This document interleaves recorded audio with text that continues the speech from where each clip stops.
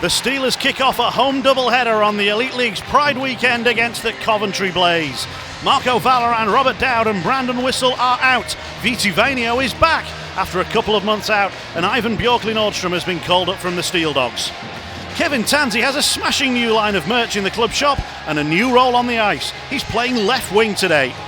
Sheffield have won 5 straight, and after today, we'll be halfway through the league season.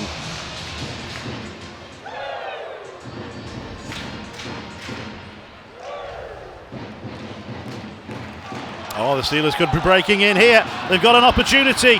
Moving in for the first goal. No, it's stopped by Robson to deny Golod, who had the breakaway speed but not the finish to go with it. Yeah, starts with a 50-50 battle on the boards that he wins off the 2 Coventry players. He's in all alone, and you have a good look here. See if he does a nice little fake to try to open Robson up. Right here, doesn't give him a big enough fake, and then he doesn't slide it hard enough. He slides out a little bit harder, and possibly that gets enough power to go 5-hole, but Robson gets the feet closed. Guimond to Watling again. He's putting pressure on. The Steelers might have more look over on the far side.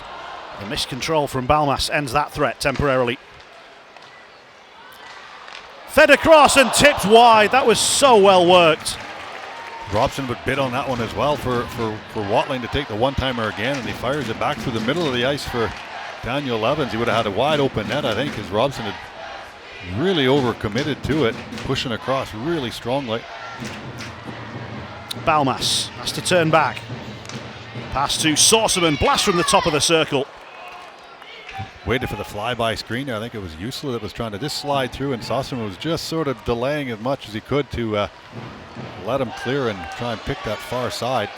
Good skating from Diffley. Oh, Brian Diffley denied, but a penalty is incoming. Is he going to get a penalty shot out of this? Wow. Can you review that one, Jonathan? Well, it will be a...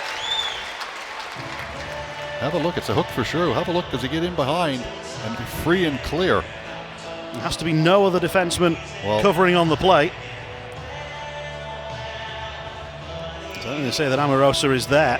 Yeah. There's no one. He's the one that's been penalised for it. And he's the one that got beat with it, so we're at the halfway point then of this game here on Steelers TV Live. Scoreless between the Steelers and the Blaze. Oh, what a skate through that was! We're not scoreless anymore! Kevin Tansey. I think you need to say scoreless again. Much like Brian Diffley goes end to end and little inside out. Robson really bites. That goes 9-hole. I thought that went up into the top part of the net, but ends up going 9-hole under the arm. Good little rush through from Kevin Tansey. Takes it pretty much 200 feet. He's got a new line of merchandise out. It's in the club shop. And I saw him before the game and I said, if you score, I'll buy one of your t-shirts. That goal has cost me a few quid. And you'll get it autographed.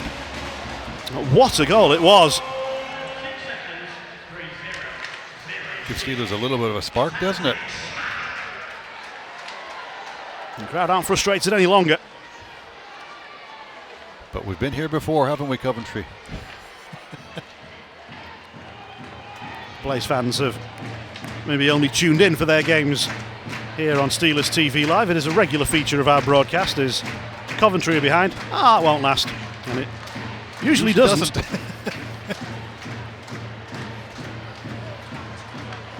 Here's another opportunity and the Steelers get this one in through Levens.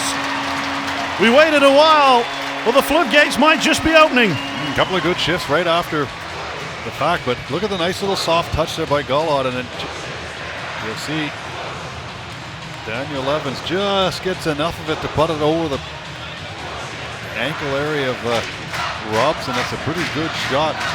Quick turnaround from 2 players, catches Coventry going in the wrong way. You see it here, a little deft turn and touch, and then bang, bang. Netminder can't quite get around in time. Blaze looking to answer back. They've got to deal with Golod, who leaves it for Sorcerman. He's fancied a goal all day long. It took a shoulder stop from Robson to deny him. Awkward save, not far away. But Blaze are going to get in here in a one-on-one on Greenfield, and he denies the Blaze a chance to get back within one. They tried to go 5-hole, and Greenfield made the stop on Luciani. Have a little look at it again. Just gets tipped through and tries to go 5-hole on Greenfield. Luciani it is. Matt Greenfield reading it all the way. See him get his left knee down in a hurry right there. Steelers possession from the draw. Cormier moving centrally. And on for Balmas. Sneaks it in and fires it past Robson's glove. Well, the 1 and 6 was coming, wasn't it? You can't be giving him too many opportunities. Mitchell Balmas doing a good job here. A little bit of a screen coming through. We'll see. I think netminder sees it coming, and he just goes underneath the glove and over the knee. You can see him kind of look skyward that he should have had that. He's looking to Balmas, trying to go upstairs. Maybe Balmas just sort of holds onto the trigger a little bit and delays, and as he does, the netminder goes up and then has to push his glove back down and can't get it down there in time. It's still an awful long way to go. It's far from over, especially against a team that have shown what Coventry have this season. Too many guys with lots of goals on that team to score. 17 on the season for Mitchell Balmas, and just his third power play goal.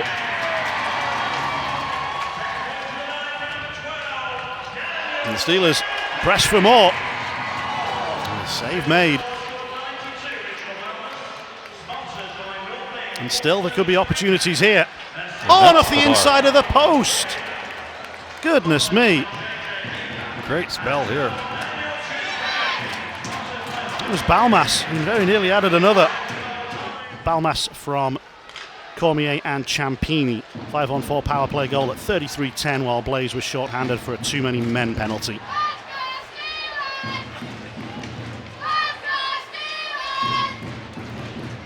Vanio takes a tumble. Here's Balmas.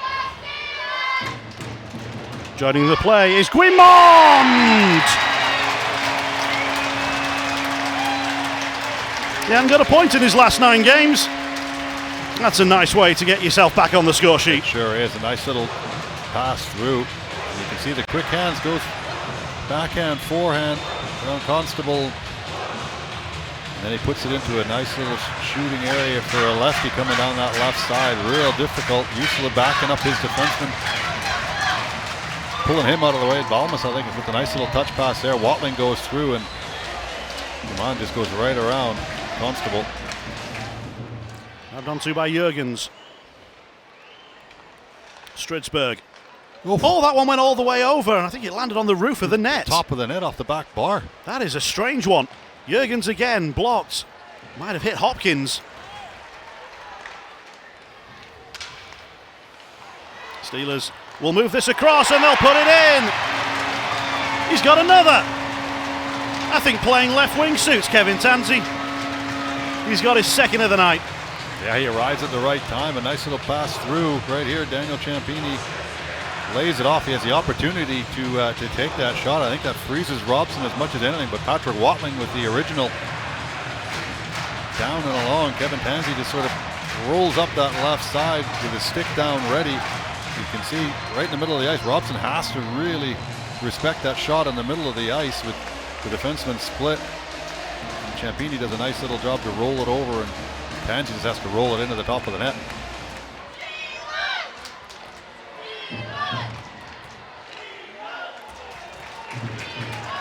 Equalising goal for Guildford. Glasgow 3, Guildford 3. Steelers looking for a break here, and they're going to get one. Levens has got support, and the save is made by Robson to deny Golod. Same sort of move. He tries to go back 5-hole again. Robson does a good job. Levens sees him coming, sees he's out ahead of him. That's a smart thing. Gets him the puck right here. Golod quickly goes backhand.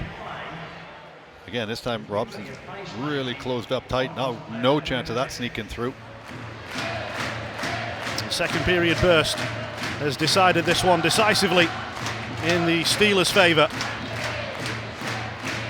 And all that's left for the Steelers to do is to see out the final few seconds and secure yet another shutout for Matt Greenfield. A 5-0 win for the Steelers here on Pride weekend.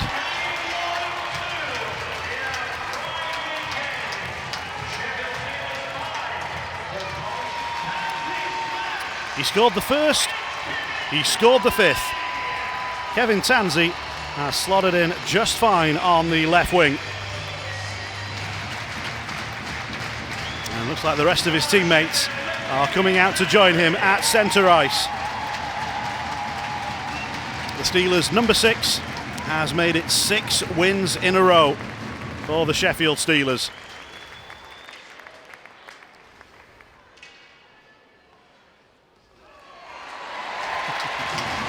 And a Tansey smash that floors everybody. And it floored the Coventry Blaze.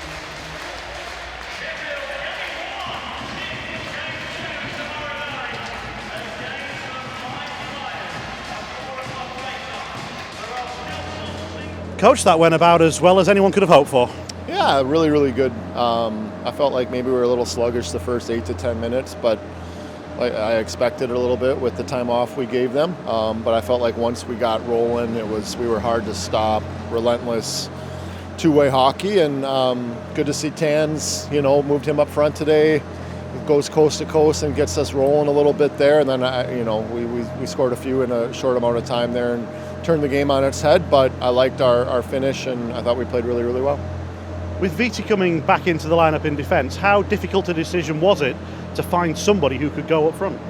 Yeah, it was. Tansey's played some forward in the American Hockey League and played some growing up, so I knew it was an option.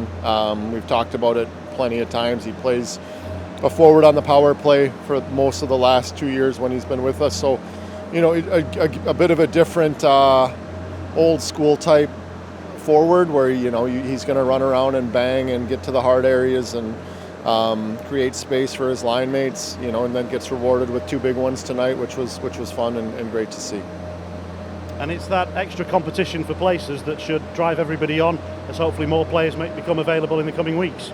Yeah, for sure. Tonight Valley's been dealing with some lower body issues now for close to a month, and didn't have a great day yesterday with it. So it was one of those with Veets being able to be back tonight. It was, we haven't been fully healthy for these opportunities to, when guys got niggles, to get them healthy. They've been playing through stuff. So we just used tonight as that opportunity to give Valley an extra day, or see what happens tomorrow is what the infirmary looks like tonight. But, maybe a couple days we'll see what things look like there. But that was the reason behind the decision tonight.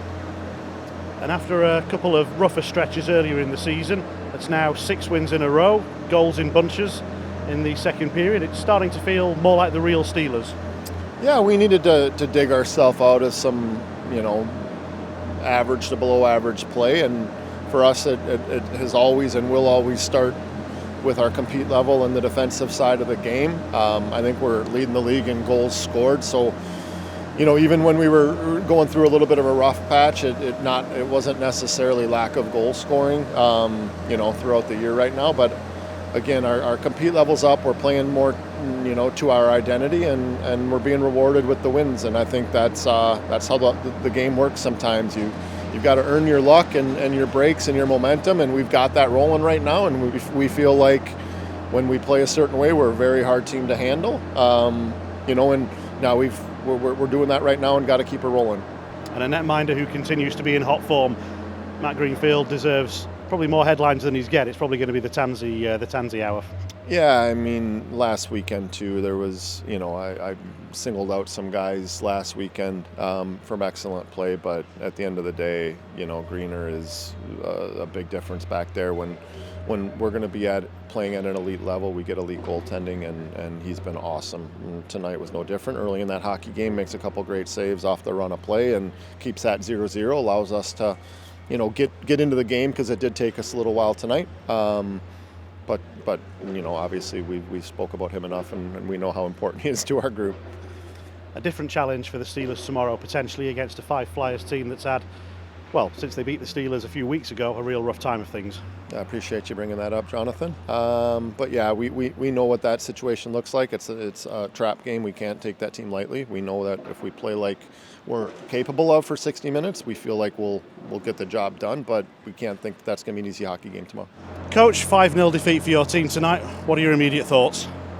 I just thought we had a 6-minute stretch where we switched our brain off, and Sheffield made us pay, and you just can't play from that far from behind. So yeah, we just switched our brain off for a short chunk, and it killed us. Was there a thought of maybe calling a timeout during that period to try and halt the proceedings? No. I think sometimes it's more important to tell the guys what you need just as the flow of the game's going, and let them problem solve it and figure it out. Our guys are very self-aware. They don't need to be screamed at on a timeout. So I didn't feel like it was necessary there. The first half of the game, it seemed to be fairly even. The shot count was pretty level, and good chances were coming for both sides. What was it that changed during that 6 minutes? Just focus. We made a mistake on kind of our neutral zone structure that leads to a goal. We made a mistake in our defensive zone structure, leads to a goal. Obviously, we take a dumb too many men penalty, right? So it's just lack of focus for just that small chunk. Because even, I felt like the third was okay. I mean, it wasn't great by any means, but that 6-minute stretch, we didn't have our focus, and it killed us. It's fair to say that there haven't been too many games like that for your team this season. So what have you got to do between now and tomorrow's home game? Just fully reset. It's all mentality stuff. You can't change the past. So we take care of our bodies tonight. We'll do our video tomorrow, and we got to play to our identity for 60 minutes.